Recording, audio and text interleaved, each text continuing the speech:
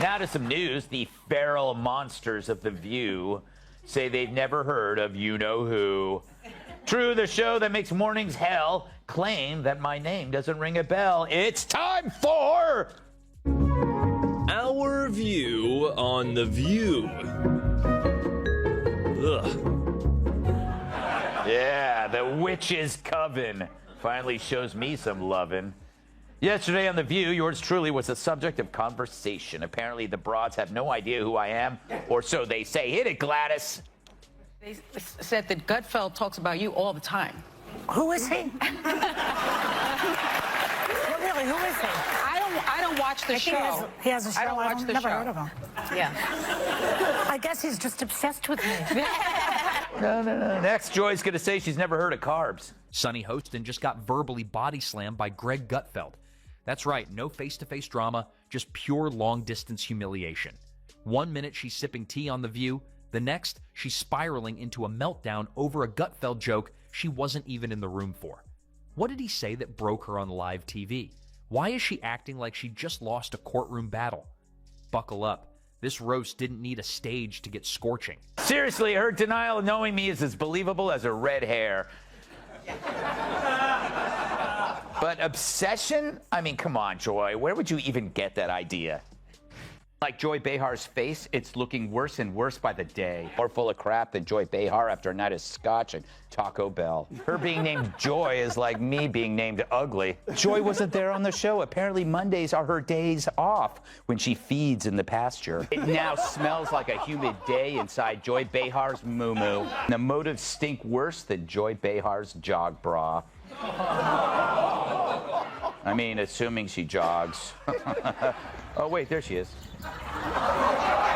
Sunny Hostin was having a normal day on The View, blinking, gesturing wildly, confidently saying things like she was arguing in front of the Supreme Court instead of across from a ceramic mug that says, "Girl Boss."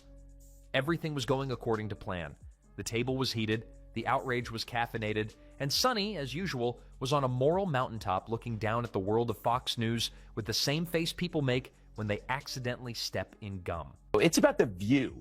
It's become like a medical hospital that displays human misfailure. Like it's like here, let's look at this political oddity. Ah! You know, it's like it really is like the left-wing equivalent of a carnival sideshow, except instead of bearded ladies and fat clowns and two-headed cows.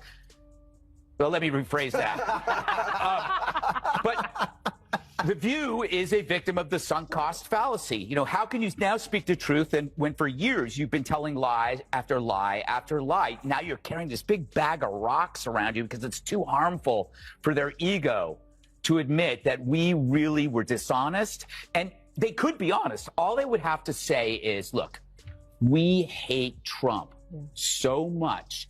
We were willing to lie about Joe Biden because we felt he was preferable. We thought our lying and our cover-up was on your behalf. Just say that. You're still scum, but at least you're honest scum. Until Greg Gutfeld, from the distant snarky confines of Gutfeld land, decided to do what he does best, light a match, walk away, and let the chaos enjoy itself. Here's the part that makes it truly exquisite. The two never spoke. Never even tweeted to each other. There was no grand confrontation, no heated debate, no meet me in the studio parking lot at 3 p.m. moment. Nope. Greg cracked a joke from across the airwaves, and Sunny somehow reacted like she'd just been personally insulted in her own living room by a man hiding under her coffee table. Their brains are small. But who's the dumbest one of all? True, none of them are in Mensa, but who's the most densa? Perhaps it's Sunny who mastered the art of making idiots look smart. Now, The View could ask a mirror who's the dumbest one of all, but there's no way that glass doesn't shatter. But let's rewind for a second and set the stage.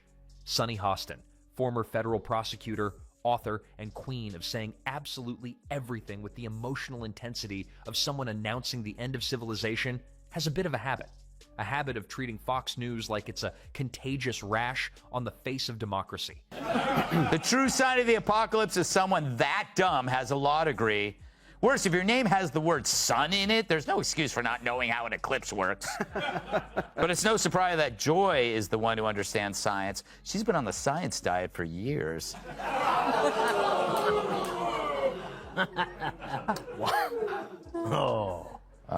They're turning on me. So that makes Sunny Hostin, who thinks climate change caused the solar eclipse, the dumbest of them all. Because everyone knows the moon caused the eclipse, which is controlled by the View's gravitational pull. And Greg Gutfeld, he's like if sarcasm had a voice and that voice accidentally got a late-night show. He's the guy who laughs through chaos, drops jokes like anvils, and somehow manages to keep a straight face while being absolutely unserious. Sunny had just finished one of her classic televised takedowns of conservative media, which, to her credit, had all the calm reason of a courtroom summation, if the courtroom was a pillow fight and the judge was fueled by oat milk lattes. Somewhere on Fox, far away from the pastel-colored fury of The View, Greg Gutfeld took notice. He didn't name names, didn't point fingers, he didn't need to. He just let loose with one of those perfectly calibrated comedic bombs aimed directly at the kind of punditry Sunny had just finished performing. What did he say? Well, the specifics almost don't matter. It wasn't a thesis, it was a roast, a light-hearted haymaker. Something about therapy circles and logic being escorted out the back door in a panic. You get the vibe. It was sharp, it was smug, and it definitely wasn't whispered. It was broadcasted, loudly. The View that wanted Joe Rogan censored. Hasn't he been also chastised and corrected, and then he just goes back to his craziness again? I mean, I don't know that he can be reformed. And that's from a fright-wigged clown that's had more offensive crap fly out of her pie hole than a busted sewer pipe. And boy, did it land. Not because it was mean, but because it was accurate in the way that makes someone laugh and cry at the same time. You know it hit when the next day Sunny came on set not with a smile, but with the subtle energy of someone who'd just been reminded they left the oven on. No, she didn't mention it. Of course not. That would be giving Greg exactly what he wanted. But the vibes? Oh, the vibes were loud. Suddenly, Sunny wasn't just stern. She was nuclear-grade serious. Every word delivered like it was being typed in all caps. Her usual certainty had a sprinkle of existential dread. Her posture? Defensive with a dash of dramatic courtroom flair. You'd think someone had personally insulted her law degree.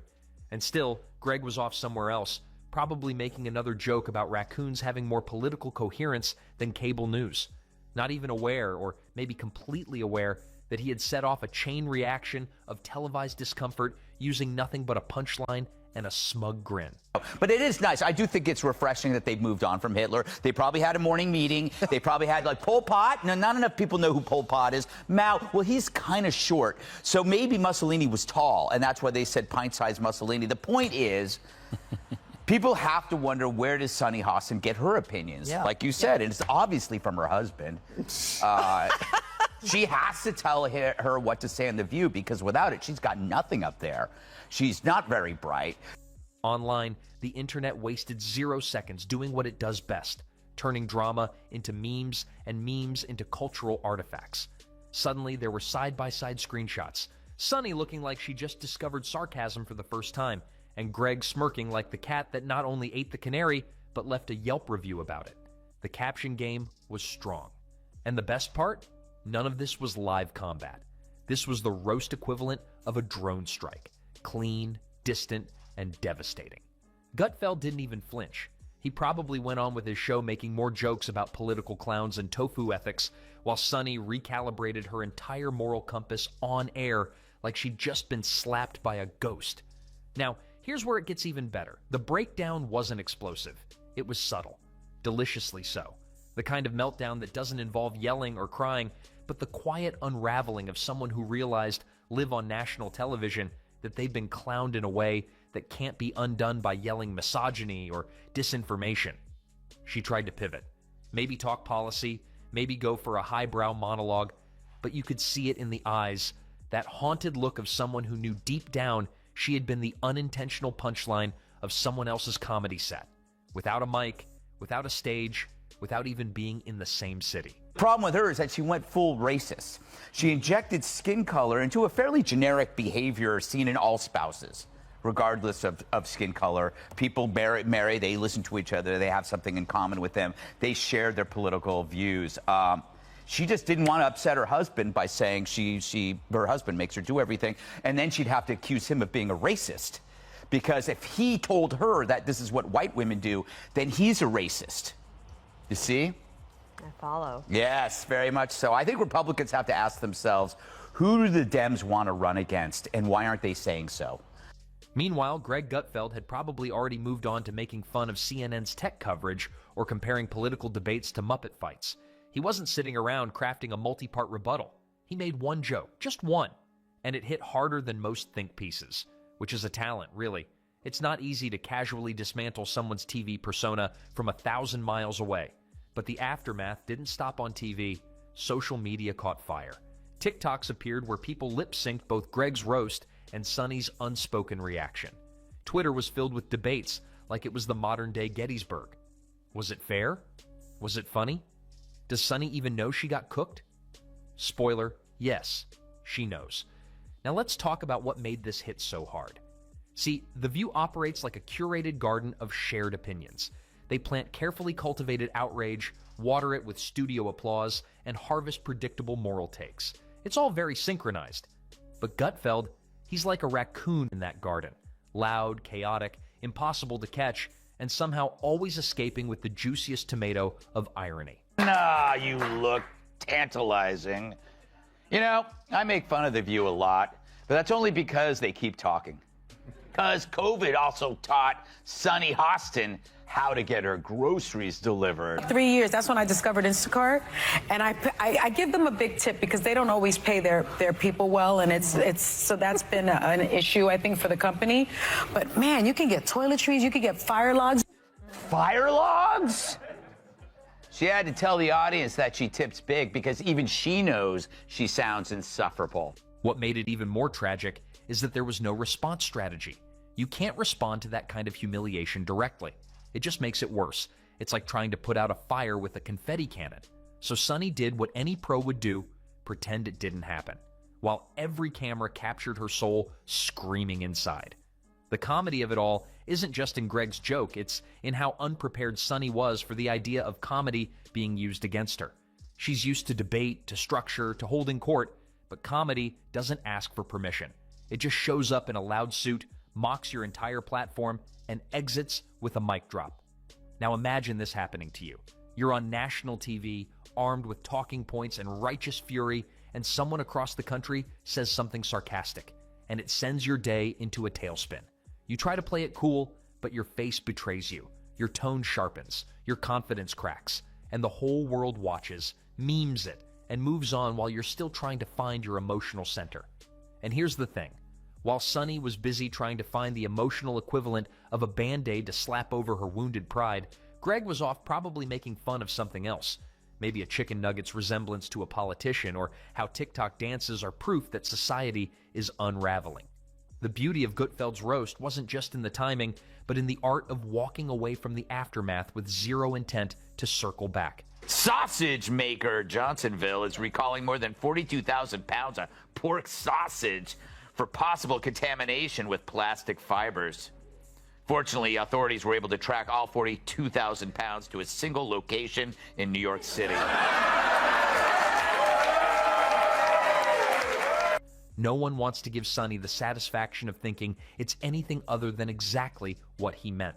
It's almost like Gutfeld's humor is this chaotic, high-speed car crash that leaves a trail of memes in its wake, and somehow everyone else is just stuck in traffic with their jaws hanging open. He didn't need a follow-up. That one line didn't just hang in the air. It settled in like a fart in a crowded elevator. There was nothing anyone could do but breathe it in, adjust to the uncomfortable new reality, and move on. Or at least pretend to. What makes this situation so exquisite is the fact that Sunny, the woman who has spent decades building an identity as the unshakable authority on all things righteous, was caught off guard by something as simple as a punchline. Not even a good one either. It wasn't a gut-busting, knee-slapping, earth-shattering joke. It was the comedic equivalent of a well-aimed paper airplane. Harmless at first, but devastating if it hits you in the wrong place. And it hit Sunny exactly where it hurts, in her sense of unassailable dignity. Here's a thought experiment. Imagine you're hosting a primetime show, reigning over the airwaves with all the gravitas of someone who has the entire moral compass of the nation in their back pocket. Then, from across the media landscape, some other guy cracks a joke that lingers in the air like bad perfume. You don't know whether to laugh or hide behind the nearest curtain. Hostin's obsession with race gets thrown back in her face. Today's video comes to us from Sunny Hostin. Sounds like a town. We're in Sunny Hostin. She was on PBS's Finding Your Roots, a show dedicated to researching celebrity ancestry. For context, Sunny is a staunch supporter of reparations and has made a fortune spewing nonsense about white privilege and racial justice. Well, turns out she's not as oppressed as she claims she is. She's actually the descendant of slave owners from Europe. You've got your power stance, your righteous fury, but somewhere in the back of your mind, you're wondering if Greg Gutfeld just leveled up in his comedy career at your expense. It's like being the star player in a basketball game only to watch a guy in the bleachers sink a half-court shot without even looking at the hoop. It wasn't even a direct attack, just pure, undiluted mockery. So, while Greg's burning down the metaphorical house with a smile, Sunny's off somewhere trying to reassemble the shreds of her professional ego. And that's the crux of it. The roast wasn't just about one person getting zapped by sarcasm. It was about a battle of ideologies being won with a joke so casual, so effortless, that it rendered all the bluster and hot air irrelevant. Because let's be real, when humor is wielded right, it has this magical ability to strip people of their armor and leave them standing in their vulnerability. But what she didn't account for was the fact that comedy is a weapon too. And unlike her well-thought-out takes, it doesn't need to follow a script. It doesn't need to come with a warning label. It doesn't need to even be clever. It just needs to land. This moment wasn't just about Sunny getting blindsided by a late-night host. It was about a shift in how the internet and culture at large views these media battles. It's so cute when one of their side gets punished. They sulk like they ran out of raw cookie dough in the green room. Yeah, ABC suspended Whoopi for 2 weeks because she said the Holocaust had nothing to do with race.